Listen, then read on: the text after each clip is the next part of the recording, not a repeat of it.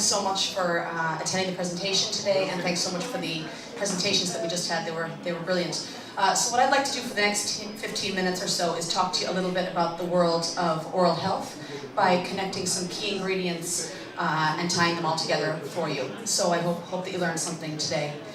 Dentistry is bespoke. It's not like an antibiotic, it's not like insulin, it's bespoke. Every mouth is unique. Every set of teeth is very, very difficult to replace. And at DCare Dental, we spend our time and our ambition is built around empowering people and enabling them to go to the dentist throughout a lifetime.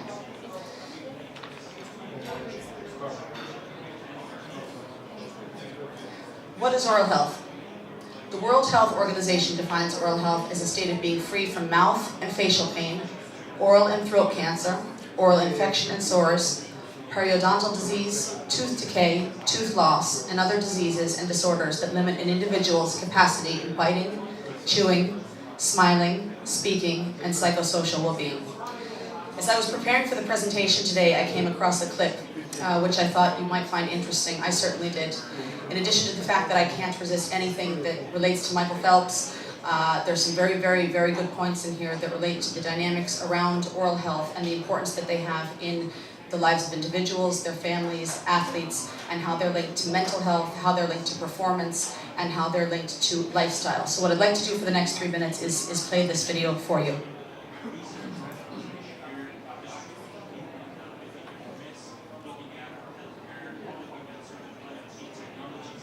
Wouldn't expect the top Olympic athletes to have any health issues, would you? Really they do. Yeah, unbelievable. After the 2012 Olympics in London, a group of researchers looked into dental hygiene of about 300 athletes competing in the games, and it turns out most of them had very poor oral health. Joining us now to talk about all things athletes' teeth is Dr. Stephen Glassman. He and his wife run a dental practice here in New York City. Good to see you, Dr. Steve. Nice to see you again. All right, so let's talk about this. You assume that athletes, they look great. I mean, they have strength and grace and elegance, and now we're finding out that they have really bad teeth. You would think that they have access to all this technology and medicine in order to compete on such a high level, but that seems not to be the truth. Yeah. No gold medals for oral health. We see Michael Phelps here chewing on his gold medal here. Not good, right? Not a good idea, but it's interesting when you look at some of these studies. There are kind of different categories. There are those that fall into the contact sports, where typically they spend all this money on technology and the best sports equipment, but they go to a drugstore off-the-counter drop-in boilerplate for their mouth guards, and they're not worth anything. They need to have a customized mouth guard in things like hockey and field hockey and any kind of boxing. I treated a silver medalist from the last Olympics, and that's one of the things we did. He did not have a custom mouth guard. The other thing is those athletes that are in the endurance sports. Yes. They are really high risk factors for dehydration. And when you're going hours and hours on the pool or running or biking, whatever it is, you don't have time to rehydrate yourself, or you're dependent on these high sugar drinks, sports drinks like Gatorade, that has a huge amount of sugar and a huge amount of acids built into them to really erode the teeth. I was surprised, Doc, about the developed and developing countries, that both of them had problems. You would think that the wealthy countries like the United States and other European countries would have access to dental health care. It hasn't been a priority, which is crazy. And the other thing to remember is that, especially in the United States, they're not professional athletes. They don't have a lot of money. So they're really dependent, and the healthcare systems in most countries do not cover dental care. So what's nice is the Sports Dentistry Academy has had 350 dentists volunteer to offer this service for free for athletes. The thing that's really concerning is if they end up going to the next level where they get infection, either the gums or a broken tooth, it can affect their performance. Their whole immune systems can be down. It's interesting, you look at, and we were talking about swimmers and gymnasts, but for example, boxers, right? They take a punch to the mouth. Again, you pointed out something really that we should remember. These are amateur athletes. They don't have big endorsements and a lot of money to spend on this stuff. If you get your teeth knocked out, you're going to go probably with the cheapest option, I guess, if you don't have really a lot of money. Which is prone to recurrent infection and plaque. Also, when you're training, they don't put most people, because the education's not there, don't put a high priority in dental care. So, I mean, it's something that they're twice as likely to have a cavity. I don't know, I'm the same. Abs or teeth? We've got both. No, yeah, right. Don't worry Clearly about I'm it. going with the teeth. Okay, so I hope that video was useful, and I hope I bring a few of those points together throughout the course of the presentation. You saw some statistics in there that related to gum disease and some of the other diseases around oral health. There's some of the micro details around that particular study that related to those athletes. Now, if you look at it at a macro level, it impacts all of us. Tooth disease, tooth decay, is the first most common condition worldwide. It affects 35% of the global population. Severe periodontal disease, which is gum disease, is the 6th most prevalent condition worldwide, and it affects 11% of the global population. Globally, 3.9 billion people suffer from some form of oral disease. So it affects all of us, it affects our families, it affects our teammates, it affects our staff at work. In relation to cost, it is a very, very, very costly healthcare problem throughout the world. As you heard from the video there, they talked about it being a problem in both developed and undeveloped nations.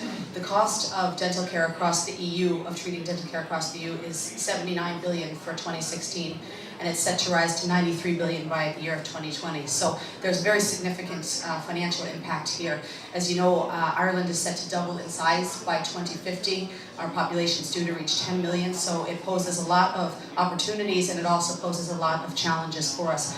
One of the recent news stories that you would have heard in the media, particularly over the past few weeks, is a wonderful story that people are living older. The average person born today is going to live until they're 150 years old.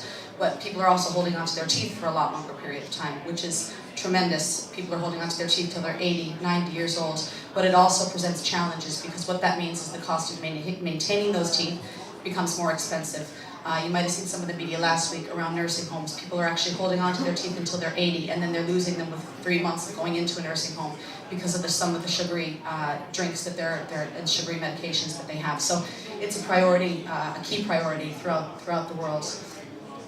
Just in terms of D-Care itself, in terms of what we do, as I mentioned at the outset of the presentation, our ambition and what we live by is the potential to empower people and to enable them to attend the dentist throughout their lives. And that comes in the format of both dental insurance and wellness programs that we've really built over the years. In terms of dental insurance, again, it's a growing concept in Ireland, but it has been in the United States for a long period of time. So it emerged, it started in 1954 in California on the West Coast. The first dental insurance plan became available. And again, the goal of it is to provide financial assistance for people to be able to attend the dentist.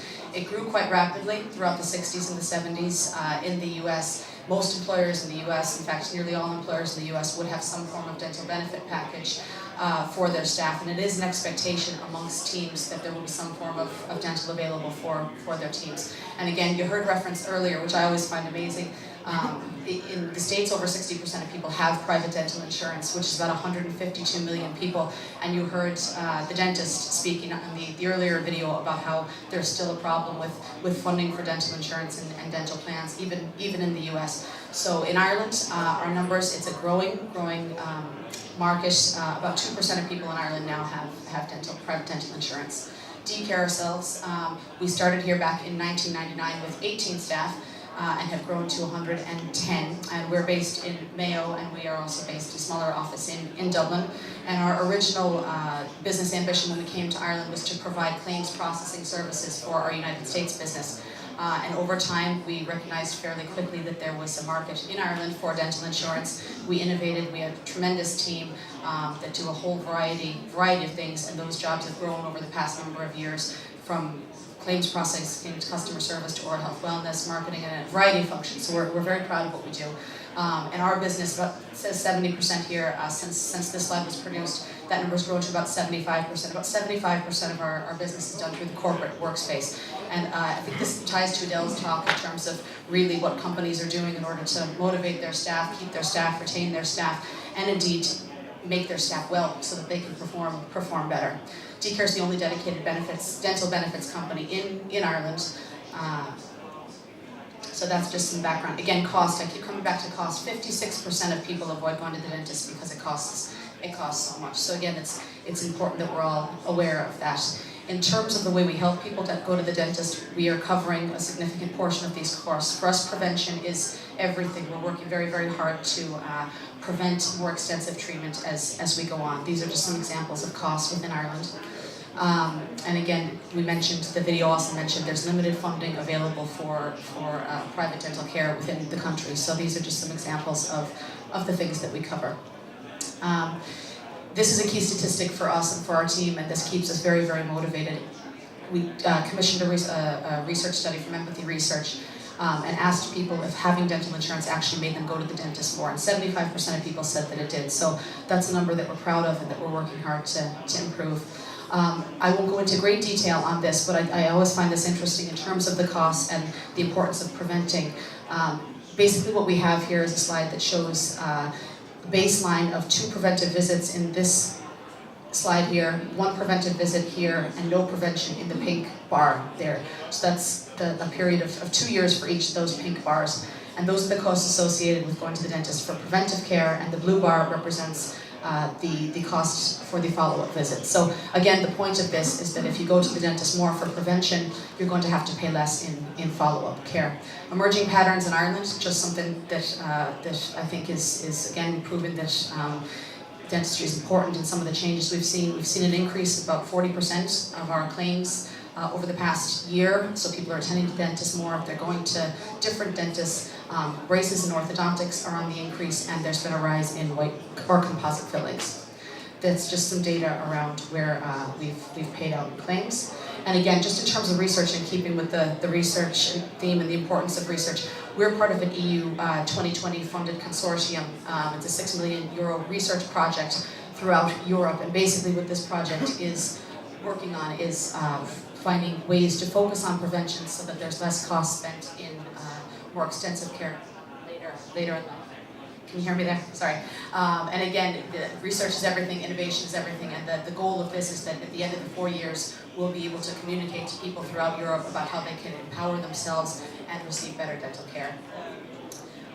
Just again, some of the reasons dental insurance is growing is because people and employers want to keep people well. They want to keep them well. They want to have less work days missed due to dental issues. There's some statistics there around days missed of work because of dental problems. And again, health is a key topic in all of this. The mouth is the gateway to the body. There's over 120 diseases that can be found in your mouth. I mentioned at the beginning, every mouth is bespoke, and there's huge potential to really improve overall health, not just dental health, by looking after your mouth. Again, there's some wellness services there. Our team is here today if you'd like to talk to them about them.